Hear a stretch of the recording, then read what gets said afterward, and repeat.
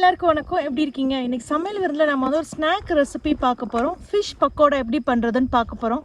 அதுவும் நான் வந்து இங்கே கேன் ஃபிஷ்ஷை யூஸ் பண்ண போகிறேன். அது உங்களுக்கு காட்டுறேன், அது எப்படி யூஸ் பண்ணலான்னு சொல்லிட்டு. வாங்க வீடியோக்குள்ளே போகலாம். ஃபிஷ் பக்கோடா எப்படி பண்ணுறதுன்னு பார்க்கலாம். நான் சமையல் விருந்தில் வந்து நிறைய ஸ்நாக் ரெசிபி போஸ்ட் பண்ணியிருக்கேன். லிங்க் வந்து டிஸ்கிரிப்ஷன் பாக்ஸில் கொடுக்குறேன், பார்த்துக்குங்க. இங்கே நான் கடலைப்பருப்பு 1/2 கப்புக்கு எடுத்து 1/2 மணி நேரம் ஊற போட்டு எடுத்து வச்சுருக்கேன். இந்த ஊற வச்ச கடலைப்பருப்போடு நாம் 2 வெள்ளைப்பூடு பல் சேர்த்துக்கிற போகிறோம். சேர்த்து இதை வந்து மிக்சியில் போட்டு நல்லா அரைச்சி எடுத்துக்கிறோங்க. இந்தளவு நீங்கள் அரைச்சி எடுத்துக்கிட்டால் போதும். ரொம்ப நைஸாக வேண்டாம், ரொம்ப கொருன்னு இல்லாமல் அரைச்சிக்கோங்க. இதில் நான் வந்து வெள்ளைப்பூடு சேர்த்து அரைச்சிருக்கேன். வெள்ளைப்பூடுக்கு பதிலாக நீங்கள் ஓமம் இருந்துச்சுன்னா அதையும் சேர்த்துக்கலாம், இல்லைனா பெருங்காயத்தூள் இருந்துச்சுன்னா அதையும் கூட நீங்கள் சேர்த்து அரைச்சிக்கலாம். இப்போ இந்த பருப்பு கலவை ரெடி.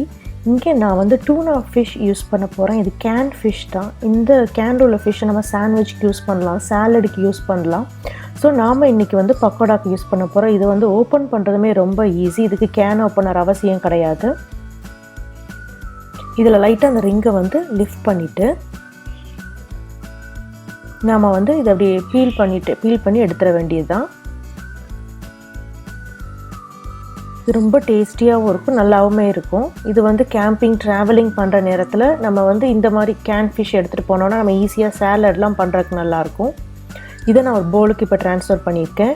நான் 2 கேன் எடுத்திருந்தேன். அந்த 2 ஃபிஷ் இதில் உள்ள ஃபிஷ்ஷையுமே ட்ரான்ஸ்ஃபர் பண்ணிட்டேன் பவுலுக்கு. இதில் கொஞ்சம் கருவேப்பிலை சேர்த்துக்கிறேன், அதை குட்டி குட்டியாக கட் பண்ணியிருக்கேன்.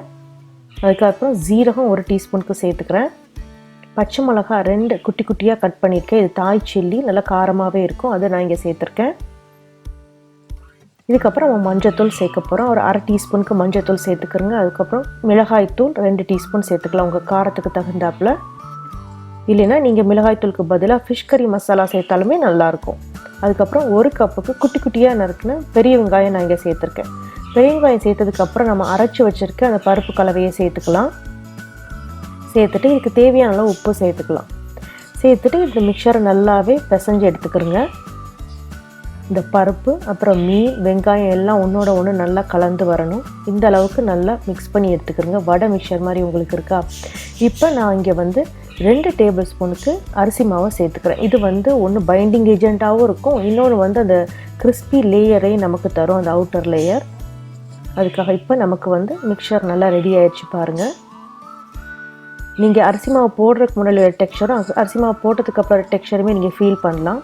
இங்கே எண்ணெய் நல்லாவே கொதிச்சிருச்சு. நான் லைட்டாக ஒரு பீஸ் போட்டு பார்த்தா நல்லாவே பொரிய ஆரம்பிச்சிருச்சு. இப்போ நீங்கள் வந்து குட்டி size ball, golf size ball அளவுக்கு எடுத்துகிட்டு அதை பொரிச்சு எடுக்கலாம். நீங்கள் நல்லா கோல்டன் கலரில் வரணும்.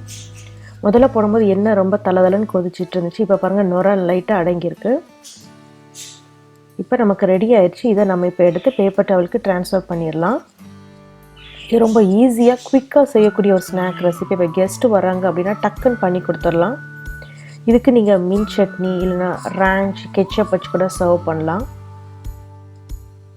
இதை நீங்கள் பிக்னிக் போகிற சமயத்தில் லைம் ரைஸ் இல்லை டொமேட்டோ ரைஸ் பண்ணும்பொழுது இதை ஒரு சைட் டிஷ்ஷாக கூட நம்ம வச்சுக்கலாம். இப்போ நான் ரிமைனிங் இருக்கிறதையும் நான் இந்த மாதிரி பேட்சஸ் போட்டு பொரிச்சு எடுத்துக்கிறேன். இப்போ ஃபிஷ் பக்கோடா ரெடி. இப்போ ரொம்ப டேஸ்டியான ஈஸியான ஃபிஷ் பக்கோடா எப்படி பண்ணுறதுன்னு பார்த்துருப்பீங்க. அது நீங்களும் வீட்டில் ட்ரை பண்ணி பாருங்கள். பார்த்துட்டு கமெண்ட்ஸை சமையல் விருந்தில் போஸ்ட் பண்ணுங்கள். இந்த வீடியோ உங்களுக்கு பிடிச்சிருந்தா சமையல் விருந்து சேனலை லைக் பண்ணுங்கள், ஷேர் பண்ணுங்கள். கூட பெல் சிம்பிள் நீங்கள் கிளிக் பண்ணிட்டீங்கன்னா அப்டேட் பண்ணுற வீடியோஸ் உடனே பார்க்கலாம். நம்ம இன்னொரு வீடியோவில் சந்திக்கலாம். நன்றி, வணக்கம்.